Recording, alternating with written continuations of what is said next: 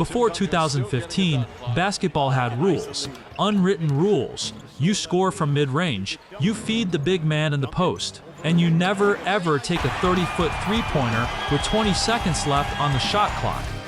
Then, a 6'2" kid from Charlotte, North Carolina, broke every single one of those rules, and the entire sport followed him. Tim Duncan still getting it done, Clyde. Duncan isolated. To understand what Steph Curry did to basketball, you first have to understand what basketball was before him. In the year 2000, NBA teams averaged just 13.7 three-point attempts per game. The mid-range jumper was the most valuable weapon in the sport. The game was played inside out. You dumped the ball to your center, you ran isolation plays, and if you were a guard, you better be driving to the rim. Nobody was pulling up from 35 feet. Nobody was launching threes off the dribble with a hand in their face. That was considered reckless. That was considered selfish. That was considered bad basketball. Steph Curry was not supposed to be here. He was too small, too skinny, not athletic enough, no major college program wanted him. So he ended up at Davidson, a tiny school with 1,900 students that nobody had ever heard of. And then March Madness 2008 happened. As a sophomore, Curry dropped 40 points on Gonzaga. He averaged 32 points per game and dragged Davidson, a 10th seed, all the way to the Elite Eight. The entire country watched this baby-faced kid light up the tournament. But even after that, NBA scouts were skeptical. He was 6'2", he weighed 180 pounds. He could not blow by defenders. And in the 2009 draft, 6 teams passed on him before the Golden State Warriors finally took him at number 7. His first 3 seasons in the NBA confirmed every fear. Curry sprained his ankles so many times that the Warriors genuinely considered trading him. He missed large chunks of seasons.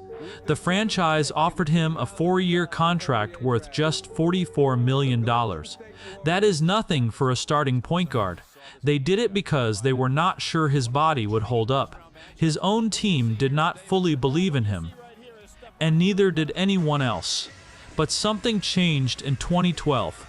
Curry got healthy, and when he got healthy, he got dangerous. In the 2012-13 season, he hit 272 three-pointers and made his first All-Star team. In 2014-15, everything came together. Curry won his first MVP award and led the Golden State Warriors to their first NBA championship in 40 years. But it was not just that he won. It was how he won. He was pulling up from 28 feet like it was a layup. He was hitting step-back threes with 2 defenders draped over him. He was making shots that were not supposed to go in, and the league had no answer. Defenses did not know how to guard a player who could score from literally anywhere on the court. Then came 2015-16, the season that broke basketball. Steph Curry made 402 three-pointers in a single season. The previous record was 286. He did not just break it, he shattered it by over 100. He averaged 30.1 points per game. He shot 45% from beyond the arc on over 11 attempts per game. Those numbers should not be possible.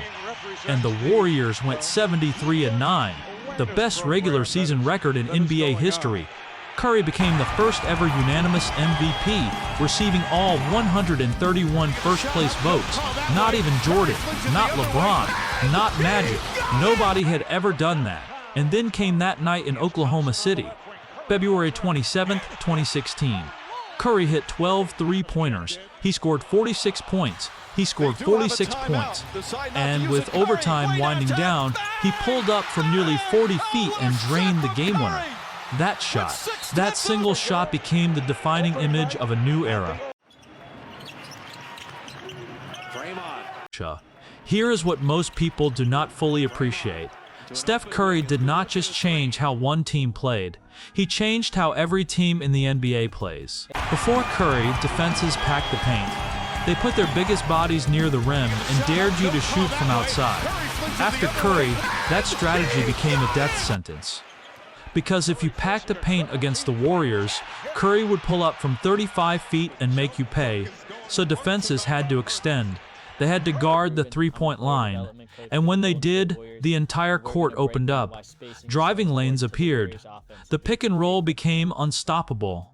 Transition offense became deadly. One player standing 30 feet from the basket changed the geometry of the entire sport. The numbers tell the story. In 2000, teams shot 13.7 threes per game. By 2015, that number climbed to 22, and by 2024, it exploded to over 35. The mid-range jumper, once the most valuable shot in basketball, became nearly extinct. Teams realized what Curry proved. A three-pointer is worth 50% more than a two. If you can shoot it efficiently, there is no mathematical reason to settle for a mid-range shot. And so the entire league followed. Stretch fours replaced back-to-the-basket big men. Every draft pick needed a jump shot.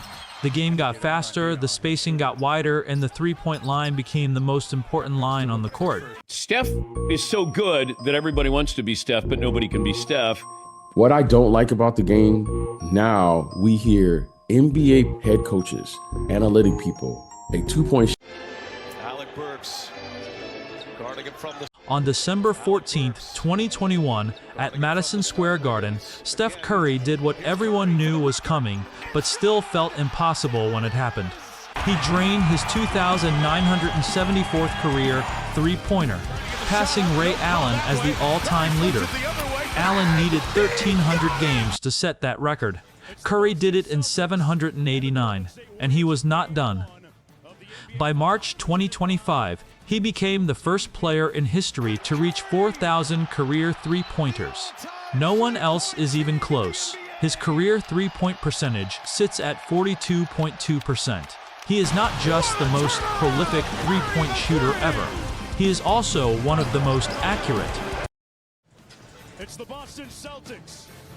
4 NBA championships, 2 MVP awards, 1 Finals MVP in 2022 that silenced every remaining doubt, 10 All-Star selections, and the all-time three-point record that may never be broken.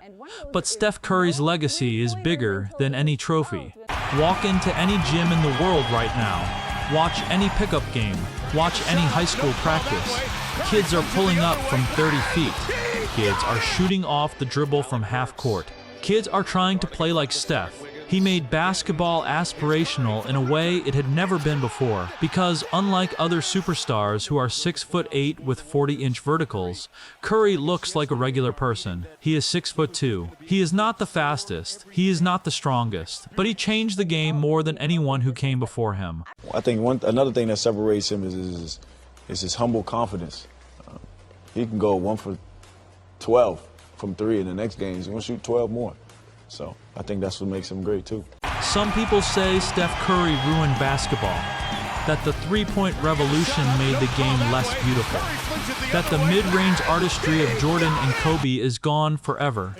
But here is another way to look at it. Steph Curry did not ruin basketball. He evolved it. He proved that the game is bigger than any set of unwritten rules. That a 6'2" kid with bad ankles and no 5-star recruiting ranking can reshape an entire sport just by being willing to shoot a shot nobody else would take. And in doing so, he did not just change how basketball is played, he changed who gets to play it. What do you think? Did Steph Curry change basketball for the better? Or did the three-point revolution go too far? Let me know in the comments, and subscribe for more NBA deep dives.